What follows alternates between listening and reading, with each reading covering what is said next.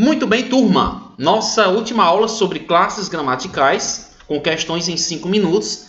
Nessa aqui a gente vai falar um pouco sobre as interjeições.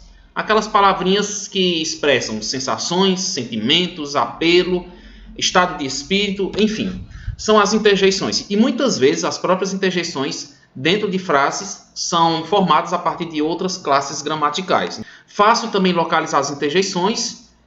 Vocês vão perceber que normalmente elas aparecem com sinais de pontuação, sobretudo o emprego do ponto de exclamação ou mesmo da vírgula. Uma frase maior, uma frase mais longa, eu posso colocar uma vírgula e apenas no final eu coloco ponto de exclamação que vai expressar justamente o sentimento que eu, autor, quero passar para o meu leitor, ok? Bom, não é uma classe muito difícil, então a gente vai agora às questões e ver, localizar cada uma delas e entender o que é que elas exprimem, certo?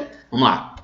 Examine cada frase e a seguir analise as situações expressas pelas interjeições. Número 1, a mulher amada é como a onda sozinha. Número 2, como é difícil entender essa gente. Número 3, viva eu, viva tudo, viva o Chico Barrigudo. Vejam em todas as frases, com exceção aqui do poema do Vinícius de Moraes, porque essa frase está cortada, mas nós percebemos que o ponto de exclamação está presente nelas, seja, como eu falei agora há pouco, ao lado da própria interjeição, seja no final de frase. Em relação às situações expressas, o que é que nós temos aqui? Letra A, 2 vezes espanto e a última aplauso. Letra B, admiração, aborrecimento, aplauso. Letra C, advertência, zelo e alívio. Letra D, admiração, zelo, alegria. Ou letra E, nenhuma das alternativas. Então, localizar a interjeição é fácil. Entender o que é que elas expressam vai depender muito do contexto.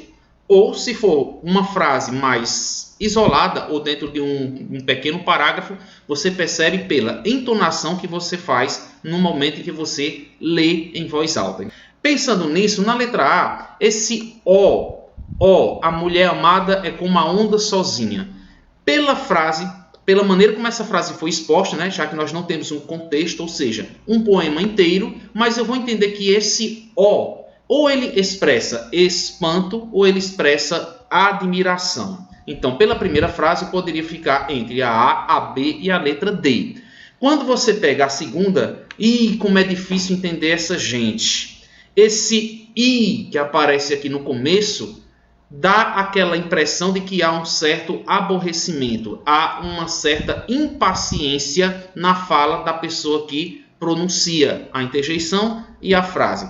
Esse é confirmado com a frase seguinte, né? Aliás, com a frase seguinte não, com o complemento da interjeição. Como é difícil entender essa gente. Então, realmente eu percebo aborrecimento na letra B. Levando em conta que há aborrecimento, vejam que nas alternativas apenas a letra B traz aborrecimento, o que já anularia a letra D, que já anularia a letra A, que diz que é espanto, e nós vemos que não tem nada a ver, a letra C e D com a palavra zelo. E quando eu digo viva, viva eu, viva tudo, viva Chico Barrigudo, a própria palavra viva, que normalmente a gente imagina com esse ponto de exclamação, seguida de um aplauso, vai realmente levar a gente a considerar que aplauso seria a terceira frase. Aborrecimento na 2, aplauso na 3. Admiração seria, portanto, a da letra A. A mulher amada é como a onda sozinha. Repito, mesmo sem o poema completo, pelas alternativas nos resta marcar a letra A, ok? A letra B. Admiração, aborrecimento e aplauso, certo? Muito bem, vamos agora à segunda questão, onde nós temos aqui uma tirinha do Cebolinha que diz assim: e agora, mãe, vou fazer o truque de desaparecer com este vaso chinês.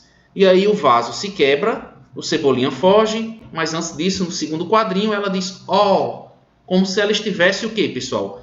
Com desejo, espanto, medo ou estímulo. Diante do que aconteceu, diante da falta de coerência com o que o personagem pediu, a mãe ficou surpresa com o acontecimento, né? O Cebolinha disse que ia desaparecer com o vaso, mas na verdade ele desapareceu quebrando o vaso e sumindo. Então isso aí causou uma certa estranheza da personagem que ela exprimiu através de um Então este obviamente está relacionado com a palavra espanto, né? Desejo não faz o menor sentido, medo também não, estímulo muito menos. Consequentemente, ajuda a gente a compreender o valor dessa interjeição.